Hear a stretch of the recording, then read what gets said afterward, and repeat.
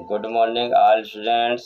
आज हम दिलीप कुमार गुप्ता कक्षा 9th की गणित में, जैसा कि हमने पार्ट नंबर 3 में 5 तक सवाल बताए थे, अब हम आपको प्रश्नावली 3 में 6वें सवाल से बताएंगे। देखो बच्चों, पार्ट नंबर 4 में निर्देश ज्ञानिकी वाला जो टॉपिक चल रहा है उसी में देखिए 6वां क्वेश्चन। देखो प्रश्नावली 3 का, चित्र बनाकर एक्स वाई तल में निम्नलिखित बिंदुओं को निरूपित करना। बिंदु 3,4, दूसरा बिंदु 4,3, तीसरा बिंदु ऋण 4,5, चौथा बिंदु ऋण 3,5, पांचवा बिंदु 4,0, अगला बिंदु ऋण 5,0, अगला 0,6, अगला 0,2। ये बताना है एक्स वाई तल में। ये हो गया एक्स वाली रेखा, ये वाई वाली रेखा, ये एक्स वाई रेखा बन गई, एक्स वाई तल बन गया। अब इसमें हमको बताना है कौन सा बिंदु किस चतुर्थांश में। ये 3,4 है, यहाँ देखो ब्रैकेट में ये 3,4 है, दिख रहा होगा सबको। ये 3 एक्स होता है और ये वाई। तो एक्स में चलेंगे कहाँ से? मूल बिंदु से। मूल बिंदु से ये एक्स दिख रहा, इस एक्स पे चलेंगे मूल बिंदु से धन की ओर 3 कदम। मूल बिंदु से धन की ओर कहाँ है? मूल बिंदु से एक्स में धन वाला ये है और वाई में धन की ओर चलेंगे 4। तो एक्स में धन वाला ये है और वाई में धन वाला ये है। तो पहले इसमें चलना है कितने कदम? 3। फिर इस पे चलना है 4। तो 1 2 3। ये जो नंबर डले हैं ये सारे बराबर दूरी पर है। ये दूरी, ये दूरी, ये सभी दूरियां बराबर है। तो एक्स पे कितना चलना है? +3, 1 2 3। वाई पे 4, 1 2 3 4। फिर ये वाला ये 3 पे चल के वाई के समांतर रेखा हो गई और ये एक्स की समांतर रेखा हो गई। दोनों रेखाओं ने यहाँ काटा, ये आपका बिंदु आ गया। ये वाला बिंदु आपका हो गया 3,4। ये बिंदु हो गया 3,4। ये बिंदु किस चतुर्थांश में हो गया? प्रथम चतुर्थांश में। ये आपका एक्स वाई तल में निरूपित हो गया। 4,3। अब 4,3 में आओ। 4,3, ये 4 कहाँ चलना है? एक्स में धन की ओर। एक्स में धन की ओर 4 और वाई में ऋण की ओर 3। एक्स में धन, एक्स में ये धन है और वाई का ऋण वाला नीचे होता है। तो एक्स में धन की ओर कितना चलना है? 1 2 3 4, ये 4 हो गए। वाई में फिर मूल बिंदु पे आप वाई पे चलो, ऋण में ऋण 1 ऋण 2 ऋण 3। तो इस प्रकार से ये रेखा किसके समांतर हो गई? एक्स के समांतर हो गई। बस 4 पे चल के वाई के समांतर हो गई। ये वाला बिंदु आ गया, ये वाला बिंदु बी डाल दो। ये वाला बिंदु आपका हो गया 4, ऋण 3, 4, ऋण 3। इसी प्रकार से अब आता है ऋण 4,5। बच्चों बताओ ये कहाँ चलेंगे? मूल बिंदु से पीछे की ओर। ऋण 4, 1 2 ऋण 4 हो गया। वाई पे ऊपर की ओर चलना 5 कदम। तो ये 5 कदम चलने पर ये इस प्रकार की ये वाई के समांतर रेखा हो गई और 5 से ये एक्स के समांतर रेखा हो गई। ये दोनों का प्रतिच्छेद बिंदु हो गया। ये आपका बिंदु हो गया, ये वाला बिंदु हो गया आपका सी, ऋण 4,5। ठीक है। ये कौन चतुर्थांश होता है? प्रथम चतुर्थांश। प्रथम चतुर्थांश होता है। ये द्वितीय चतुर्थांश, ये तृतीय चतुर्थांश। इसके बाद देखो ऋण 3, ऋण 5। इसमें आ जाइए ऋण 3 कहाँ है? इससे ये ऋण 3, ये एक्स में चलना है। ये ऋण 3 कहाँ चलेंगे बच्चों? मूल बिंदु से एक्स में ऋण 3, ऋण 3 1 2 3। ये ऋण 3 हो गया एक्स में। वाई पर ऋण 3 नीचे 1 2 ऋण 1 ऋण 2 ऋण 3 ऋण 4 ऋण 5। तो ये ऋण 3 और ऋण 3 जो हो गया और ऋण 5 दोनों ने जाकर के यहाँ कट कर दिया। ए बी सी, ये डी बिंदु हो गया। ये आपका डी बिंदु हो गया। ये आपका पॉइंट डी वाला हो गया और ये इसके निर्देशांक कितने हो गए? ऋण 3, ऋण 5। ठीक। इसके बाद आ जाओ 4,0। 4,0। देखिए 4,0 में एक्स में धन में 4 चलो, वाई में 0 है, वाई में नहीं चलना। तो ये वाला बिंदु एक्स अक्ष की धन दिशा में स्थित होगा। 4 पे चलो, एक्स अक्ष पे एक्स वाली रेखा पे प्लस की ओर 4 चलो, वहीं पे बिंदु रख दो। यहाँ से 1 2 3 4 ये बिंदु आ गया। ये बिंदु जो तुम्हारा आया है ये आपका ई बिंदु हो गया। इस बिंदु के निर्देशांक हो गए एक्स का मान 4, वाई का मान 0, क्योंकि एक्स अक्ष पे वाई का मान 0 होता है। अब यहाँ पर ऋण 5,0 है, ऋण 5,0, तो ये कहाँ होगा? ये एक्स अक्ष की ऋण दिशा में स्थित होगा। एक्स अक्ष कहाँ है? ये 1 2 3 4 5 ये बिंदु आ गया। ये बिंदु आपका हो जाएगा, एफ डाल दिया, ये बिंदु हो गया आपका ऋण 5,0, ऋण 5,0। ये बिंदु ऋण 5,0 एक्स अक्ष की ऋण दिशा में स्थित है। 0,6 0 एक्स का मान 0, वाई का मान 6। यहाँ से 1 2 3 4 5 6 ये बिंदु हो गया। ये बिंदु हो गया, ये बिंदु हो गया आपका एक्स का मान 0, वाई का मान 6। एक्स का मान 0 और वाई का मान 6। A B C D E F G, ये वाला बिंदु को हमने जी डाल दिया, ये जी बिंदु हो गया। ठीक है, इस प्रकार से 0,3 0,3 ये वाई की ऋण दिशा में होगा। ये तो ये वाला बिंदु होगा A B C D E F G, ये एच बिंदु डाल दिया हमने, इसको एच बिंदु डाल दिया। ये होगा एक्स का मान 0, वाई का मान ऋण 3। इस प्रकार से ये सारे बिंदु आपके हो गए। ये कौन चतुर्थांश होता है? ये होता है प्रथम चतुर्थांश। ये कौन चतुर्थांश होता है? प्रथम चतुर्थांश। और ये द्वितीय चतुर्थांश होता है। ये तृतीय चतुर्थांश होता है। ये कौन चतुर्थांश है? तृतीय चतुर्थांश है। और ये कौन सा है? चतुर्थ है, चतुर्थांश।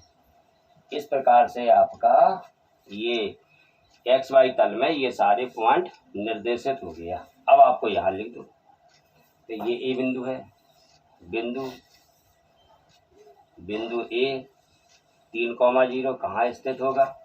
3,0 प्रथम चतुर्थांश में, प्रथम चतुर्थांश में स्थित है। और जी बिंदु बी कहाँ स्थित है? 4,3, ये कहाँ स्थित है? 4,3, 4,3 कहाँ देखो? 4,3, 4 एक्स में 4, वाई में ऋण 3, एक्स में 4, वाई में 4, ये 4 और ऋण 3 जो हो गया 4,3, 4,3, ये बी बिंदु स्थित है।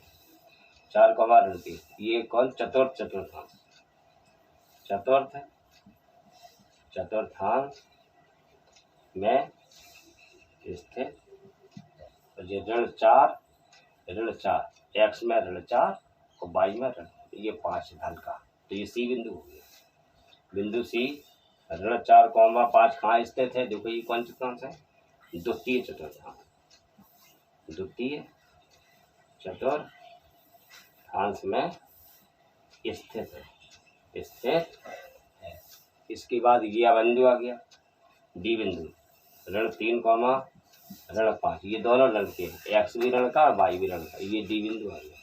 ये किसमें हो गया? तृतीय चतुर्थांश, तृतीय चतुर्थांश में स्थित है। इसी प्रकार से अब आया आपका ई बिंदु, डी तक हो गया। अब ई पर आते हैं। ई बिंदु जो कहाँ है? ई बिंदु जी है, ई बिंदु ई 4,0, ये कहाँ स्थित है?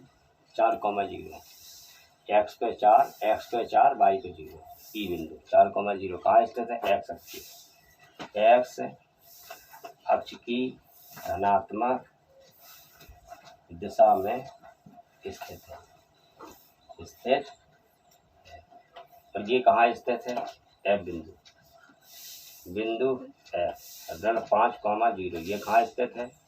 ये एक्स अक्ष की ऋण दिशा में स्थित है, ऋणात्मक दिशा में स्थित। ठीक, और इसके बाद ये बिंदु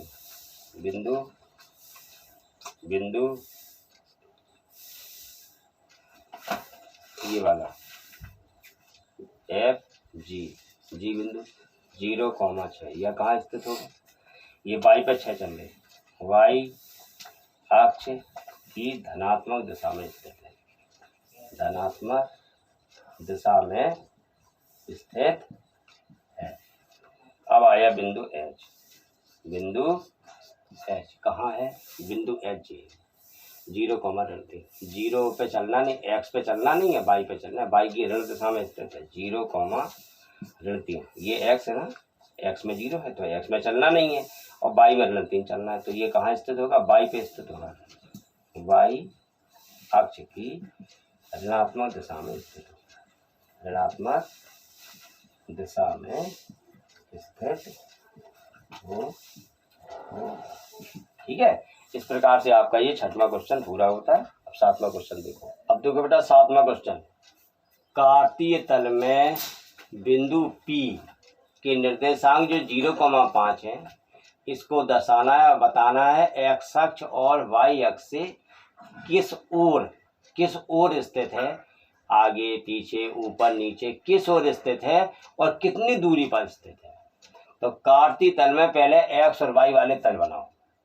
ये देखो ये एक्स डैश हो गया, ये एक्स की ऋण दिशा हो गई, ये एक्स की ऋण दिशा हो गई, देखना ये एक्स की ऋण दिशा हो गई, और इसके बाद आपका ये एक्स की धन दिशा हो गई, ये एक्स की धन दिशा हो गई, ये वाई की धन दिशा हो गई और ये वाई की ऋण दिशा हो गई। ये मूल बिंदु हो गया।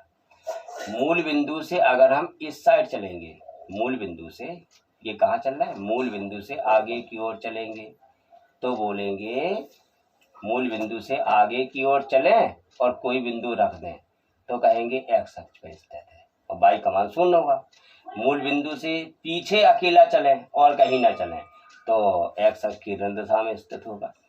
मूल बिंदु से ऊपर चलें तो वाई अक्ष पे स्थित होगा, नीचे चलें तो वाई अक्ष की ऋण दिशा में स्थित होगा।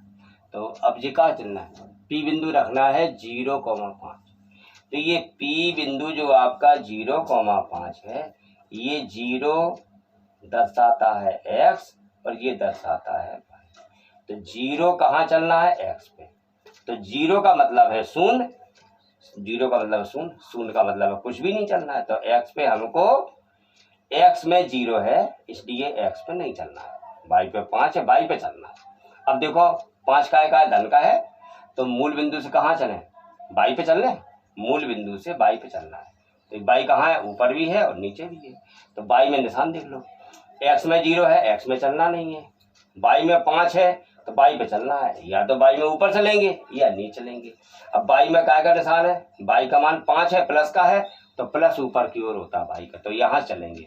एक कदम, ये 1 हो गया, ये 2 हो गया, ये 3 हो गया, ये 4 हो गया और ये 5 हो गया। ठीक है, और ये आपका 1 2 3 4, यहाँ पर ऋण 1 ऋण 2 ऋण 3 ऋण 4, और यहाँ पर ऋण 1 ऋण 2 ऋण 3 और ऋण 4 हो गया। अब यहाँ से आपको चलना है, एक्स पे चलना नहीं है, एक्स पे 0 है, तो यहाँ से वाई पे अकेला चलना है 5। वाई में धन की ओर 5 चलो और वहीं पे बिंदु P रख दो। यहाँ से वाई पे 1 2 3 4 5, ये बिंदु हो गया, ये बिंदु आपका P हो गया। ये कौन सा बिंदु हो गया? ये P बिंदु हो गया। इसके निर्देशांक 0,5 है। अब इसी के बारे में आपको लिखना है, इसी के बारे में आपको क्या लिखना है? देखो बिंदु P जो बिंदु P कोष्टक में 0,5 जो लिखा हुआ है वो x अक्ष और y अक्ष से किस ओर और कितनी दूरी पर स्थित है। अब देखना बिंदु P के बारे में, बिंदु P ब्रैकेट में 0,5, इसके बारे में सुनो। ये x अक्ष से, देखो ये कौन सा अक्ष है? x अक्ष से ऊपर की ओर है कि नीचे की ओर? बोलो। x अक्ष पर है? नहीं है, तो x अक्ष के ऊपर की ओर, y अक्ष की धन दिशा में 5 इकाई की दूरी पर स्थित है।